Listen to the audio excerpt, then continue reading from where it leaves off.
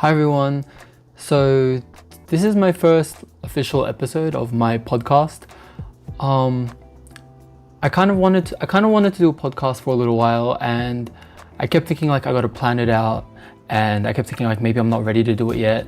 But then I realized like I kind of already started. Like my videos where I'm just like talking from the camera like this, whenever like I showed it to my friends, they always tell me that they like listen to it while they're doing something else as if it was a podcast. And I realized like I was basically already doing one. It was just like I didn't officially call it a podcast. And I sort of realized that the content that I've been making according to my schedule on Wednesdays, these kind of videos, they don't really match it that well. So I kind of figured that it might be better to like make these videos separately. So what I decided is I'm gonna upload these videos on Sundays at 9 a.m. and then my regular videos are gonna continue being on Wednesdays. So yeah, I'm gonna try and make this a weekly thing if I can. I'll see how it goes for a little while, but I think I should be able to handle it. Yeah, and I want to try and get some guests on here sometimes. Yeah, I wanna. It'll be fun to like have discussions with different people over various topics. Yeah, it's just gonna be kind of like how I've already been doing it, where I just talk over various topics, whatever I kind of feel like talking about that week, and yeah, whether it's something important or if it's like mental health or just something interesting. So before I talk about today's topic, I just wanted to ask you guys like, how have you been spending this year during the pandemic, and what are you hoping for by the end of the year? Let me know in the comments. I'm really curious about how everyone's been handling this. It's been a pretty crazy and tough year, honestly, for everyone basically. So for me, living in Korea, we didn't really have I don't think we ever had a lockdown here. So I've been living mostly normally. Things have been different obviously, but it's like for the most part I've been able to do almost everything. Only a few things have been very different. And like I think like one of the major things is like you have to wear a mask, and sometimes you have like sometimes you have to get like your temperature checked when you enter certain places. I do my job online, like, so that's kind of annoying. Like the annoying thing is like I have to go to my office to do my job online, which is like I wish I could just do it from home, but like, it's whatever. Like at least I still have a job during this time, because I know a lot of people are struggling right now. So I'm thankful for having a job at all. And like by the end of this year, I'm planning for this year to be my last year in Korea. It's like it's my 5th year. I can't believe how fast half a decade has gone for me, my entire 20s. But I've been thinking about like what my next steps would be, and I feel like I'm done with teaching, at least for a while. I really enjoy being a teacher. It's what I was doing that like while I was in uni in Australia. Before I came to Korea, I was kind of doing it on the side, and I worked in a primary school when my first year of uni and my final 2 years of high school. I was working in a primary school, and I feel like I've just always been working in schools, and I really do enjoy it. But teaching was always like the second thing I wanted to do, not the first thing. The first thing I've always wanted to do was something more creative, something more related to like art and games and media and stuff. That's why like I'm really enjoying like working on my art Instagram, but then also like I'm enjoying making videos as well. And and I also majored in game design, so I kind of do want to get back into making some like game projects as well. But for the most part this year, I'm trying to explore my options for next year, being able to do creative stuff and make a living off of it. So right now, while I still have a full-time job, I'm trying to work out what I can do. So I'm actually working on my very first art commission. So someone's paying me to draw something for them, and I'm really excited to get it done. I'm actually almost done. So that's one of the first things I'm doing. I want to try and like kind of establish myself creatively so that I'm able to do something with it, and hopefully I can bring that on into next year, so that when I do move back, I'm not kind of like lost. And I want to be able to do that. So I'm working towards that at the moment. The good thing is that I've been saving quite a bit in Korea, and I'm gonna get like severance and all these other bonuses when I leave as well. So I'm gonna have like a pretty big safety net. I can't remember what the term was. When I move back, so I technically don't need to work for a little while. I could technically survive for like 1 to 2 years without working, but of course I don't want to like, you know, deplete all of my savings. So as quickly as possible, I want to start like earning money somehow. So this year I'm like really trying to explore myself creatively and trying to see like what I'm able to do and, you know, work on myself, improve my skills and everything. So I'm feeling pretty excited, like looking forward to the opportunities that I'm hopefully going to be creating for myself next year. So today I really want to talk about the recent outbreak in Korea.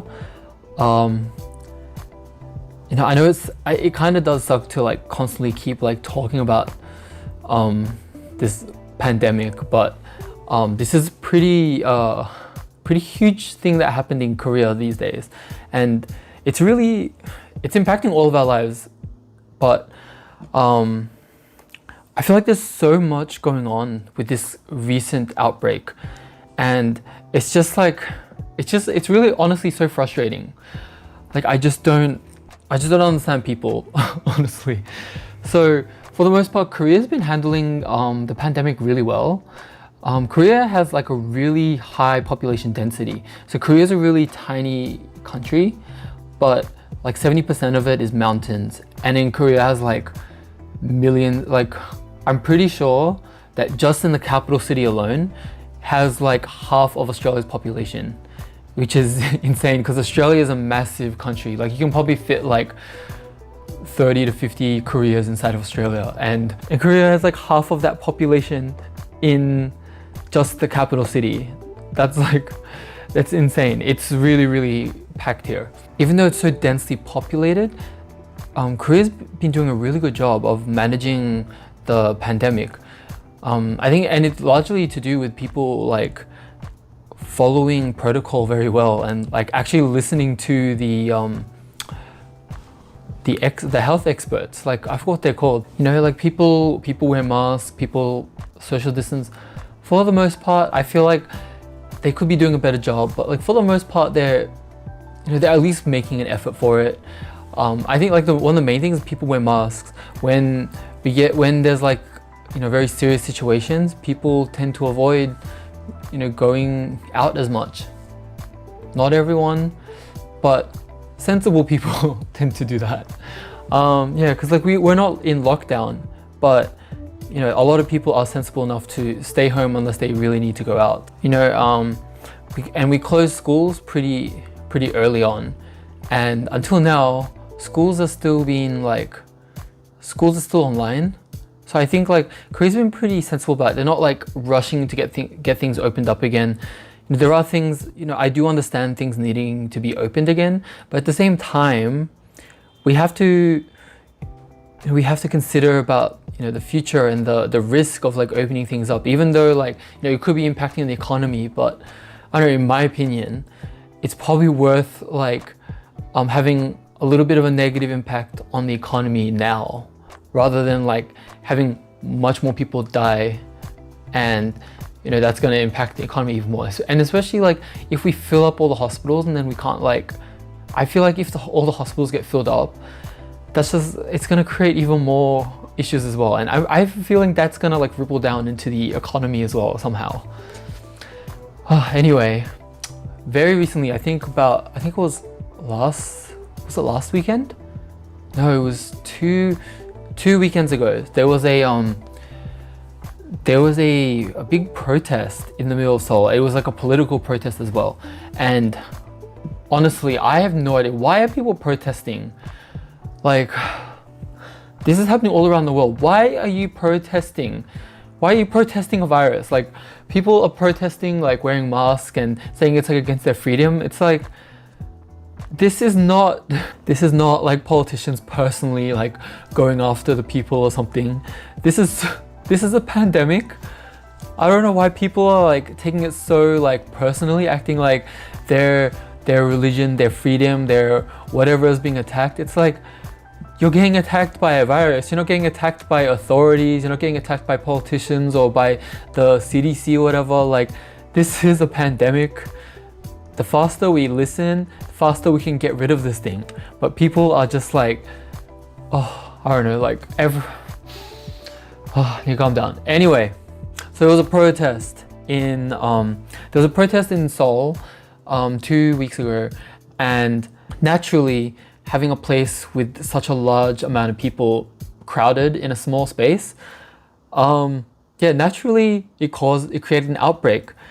And one of the major things that's been reported on about this is there is this large church in Seoul that took part in it. This church is known for being very right-wing, and I don't know too much about the politics side of things. I know that they are against the current president of Korea, and I think they have opinions of him like being like a puppet to China and North Korea or whatever, but like, I'm not informed enough about Korean politics to know much about this, but I just know that that's kind of like where they stand, and that's kind of like their reason for protesting. As far as I know, they're kind of like a catalyst for this outbreak. But I do feel like the media has been kind of like spinning it so that they're making it sound like this church was like the only contributing factor to this outbreak, which is like, I don't know, I kind of find it frustrating because it is kind of misinformation, because all of the articles, they do say that this church had about 200 members at the protest, which is still a huge amount, but this protest had like thousands. It had a lot of people, a lot more than 200. So this church shouldn't be the only people being blamed for this, but it seems like this church, like not just this church, but churches in general are constantly like being blamed for everything now since this outbreak. And I find that so like misinformed, but at the same time, this church is quite problematic in this situation. I don't know much about them outside of this situation, but what I've heard is that some of the members, they knew that they were tested positive before going to this protest. And from what I heard, I think one of them got interviewed or something, and apparently they said that they believed that being tested positive was a lie from the president to like attack them or something, or to prevent them from protesting or something like that. And it's like, that's so stupid. Like, they're creating like some conspiracy theory. And so basically what happens in Korea is whenever there's an outbreak, they do this thing where they try to trace all the people who attended wherever it was. So when there was an outbreak in Itaewon like a few months ago, it happened like in a club. So they used like the credit card information of all the people who entered the club to track down every person who attended that club on that day. So this time they went to the church to try to get the list of the members and stuff. And apparently this church refused to give the member information. And you know, like, if you're not guilty, you shouldn't have anything to hide. So it's this church, as much as I want to defend them, they're kind of digging their own grave, and they're not giving much.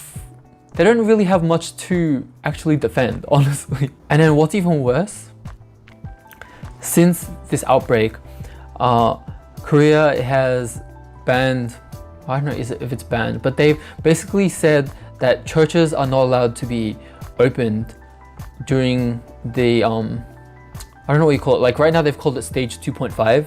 So during the stage 2.5 social distancing, churches are not allowed to be open. So this started last weekend. Yeah, and I've been hearing that there's a lot of pastors that are refusing to close their church and go online. It's like, why? What's the issue? What's so hard about doing that? Like, honestly, I feel like it's easier to go online because you don't have to deal with so many people. And like, why would you want to deal with so many people during a pandemic?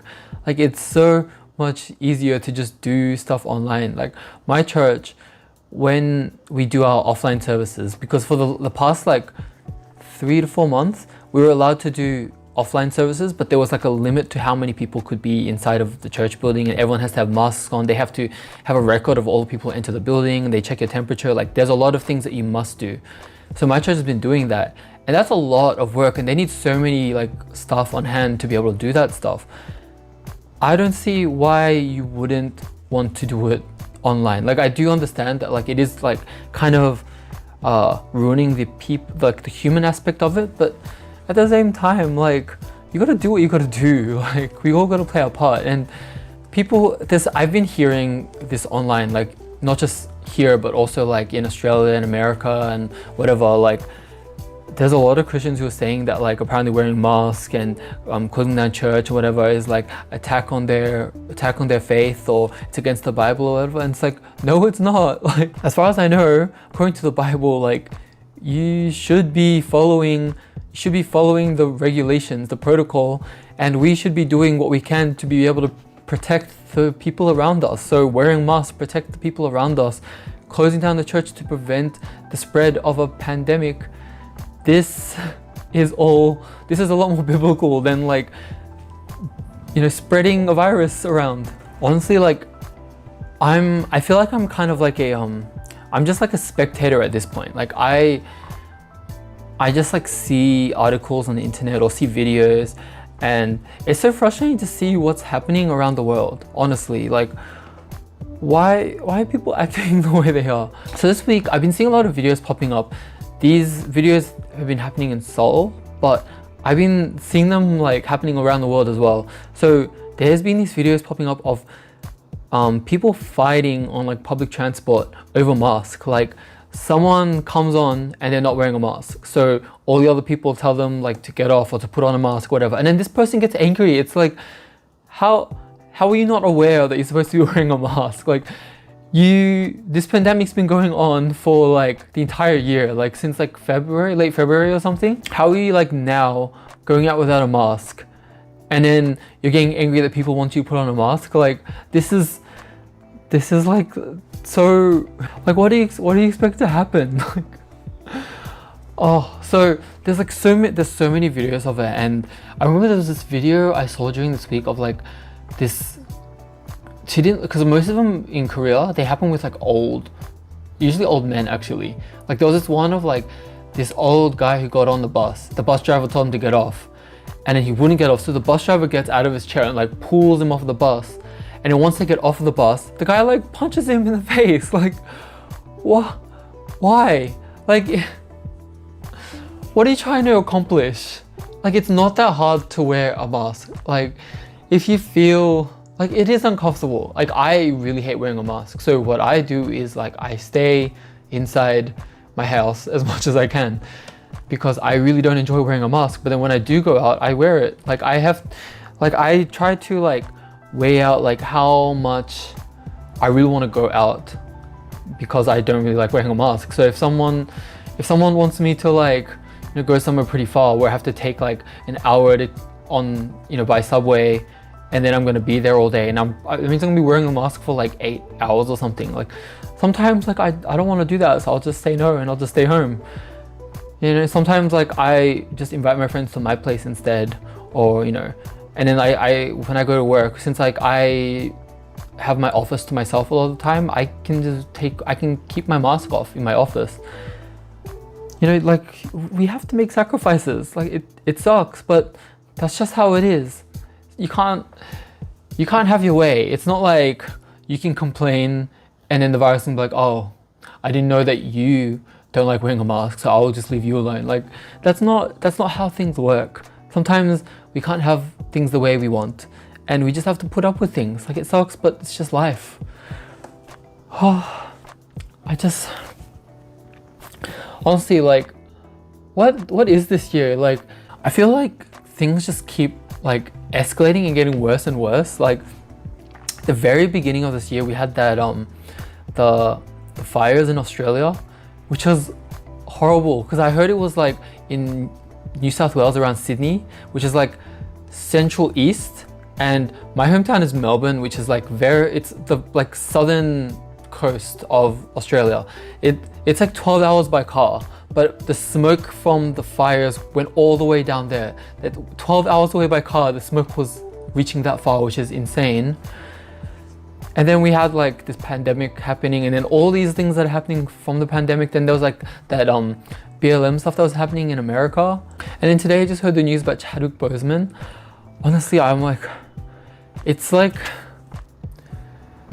I feel like I'm getting like numb to all the bad news. Like when I heard the news of him passing away this morning, of course I felt sad, but I didn't feel how I expected I would. I feel like I'm getting numb to negative things happening.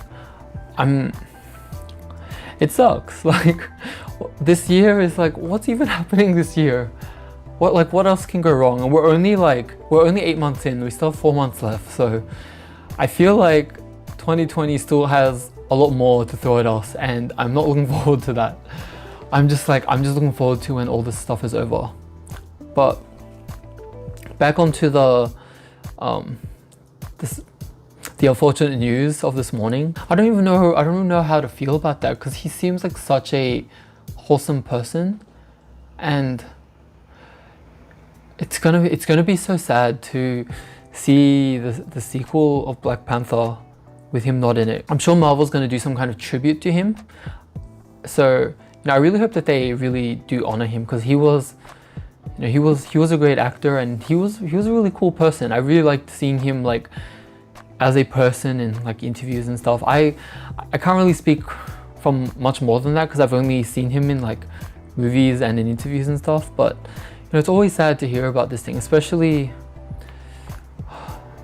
like hearing that he passed away with like his family. I mean, with his family around. He didn't pass away together with them. They were in the same room when he passed away, apparently. I mean, like, it's, I don't know, like I always feel so conflicted when talking about death. And honestly, I think for me, I've been kind of like, I feel like I'm starting to get a bit more like desensitized to like cancer related stuff as well these days. I don't know, this is something that I might talk about in a future video, because it's a bit more personal to me. But I've been having there's been a lot of people around me that have been getting cancer, and it's hard. Like obviously it's much harder for them, but like the amount of people around me getting cancer, it's like it makes me worried that I'm gonna get it. But I keep worrying about like who's next, and all that kind of stuff. It was actually yesterday, one of my coworkers got diagnosed with cancer, and I couldn't breathe on the way home. Like on the way home, I was just like hyperventilating quietly on the subway. I'm just like, what just happened? Like it happened. So I heard the news. I was with her at lunchtime, and like everything was like, and she seemed normal. So like I think because she didn't seem to be sick or anything, I'm guessing that it's in the early stages. So I'm hoping that they can deal with it before it gets too serious. But I was with her at lunchtime, and then it was only like 10-15 minutes before I left work, I saw my coworker came to my office and told me the news, and I was just like, what?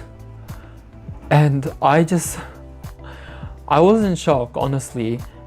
And yeah, I just like on the way home, I was like hyperventilating a little bit, trying to like calm down. And eventually I was able to, like once I got home, I just tried to like distract myself, keep my mind off of it. And now I'm feeling a bit more like calm down. Like I'm a bit okay about it. But at the same time, like it makes me so uneasy to think about it, and I'm trying not to think about it, because once I go back to work on Monday, like I'm going to be confronted with the reality of it again, because she's not going to be there, and then it's obviously going to get announced to the whole workplace, because I think because it happened like right as we were finishing work, they didn't make an announcement on Friday night, but they're definitely going to be making one on Monday morning. So I'm going to be confronted with the reality of it again, and then I won't get into details about the other people in my life with it, I might do that in a future video because I want to give that topic like the attention that it deserves, I guess. But yeah, so I think for the most part, like I'm just so like I feel pretty like frustrated about this year, and I feel like pretty much everyone feels the same. I really want to find ways to like make me feel, you know, a bit better about this year, more positive, but also I want to find ways to help everyone else to feel that too. Like it sucks the way it's going, and like, and things just keep getting thrown at us. But honestly, I don't even know if we can go back to normal at this point. Like what's gonna happen to our world and to our lives after this pandemic? I feel like this pandemic has dealt like lasting damage into society, like worldwide, and I don't know if that's gonna be fixable. I hope it can, but you know, we don't know. I feel like this first podcast was full of some tough topics, and it was pretty, you know, it's stuff that's just like frustrating to hear about.